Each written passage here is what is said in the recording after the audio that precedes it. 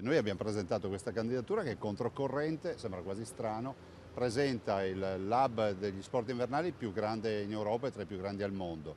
Abbiamo messo insieme Cortina, Bolzano e Trento e soprattutto presentiamo una Olimpiade che è low cost, 380 milioni di euro, avrà ricadute per miliardi di euro e voglio ricordare che poi vivrà dell'abbrivio delle Olimpiadi, nel senso che questo territorio continuerà poi a produrre grazie alle Olimpiadi. Guardi, ho avuto un riscontro che si ha con delle persone corrette che hanno la responsabilità poi di dover dare indicazioni e decidere. E io spero che questa decisione venga fatta valutando tecnicamente i dossier e considerando poi anche la forza che quel dossier scelto e quindi la candidatura prescelta possa avere a livello internazionale. Un nepalese piuttosto che un eschimese o un indiano quando digita Cortina con i motori di ricerca avrà proiettate subito le Dolomiti, patrimonio dell'umanità UNESCO, e vede la neve, vede la montagna estiva e la montagna invernale. Se digita Torino o Milano vedrà inevitabilmente due bellissime città, ma vedrà due città metropolitane.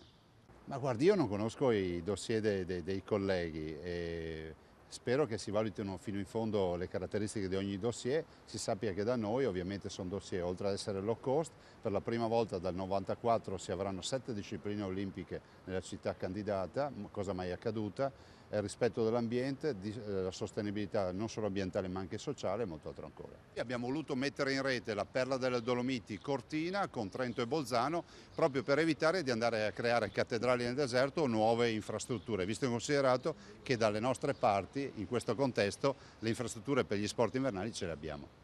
Ci rassicura il fatto di sapere che ci sono tre dossier. Fra l'altro non è mai stato sottolineato, ma sto giro abbiamo tre candidati potenziali. Di solito ce n'è uno e qualcuno che tenta di portarsi a casa qualcos'altro come premio di consolazione. Questo giro tutti e tre vogliono e penso che sia anche anima il dibattito, si fanno i dossier molto più belli perché sai che non è una passeggiata. Ecco, a me piace dirvi che io ci metto anima e corpo e c'ho dietro una regione.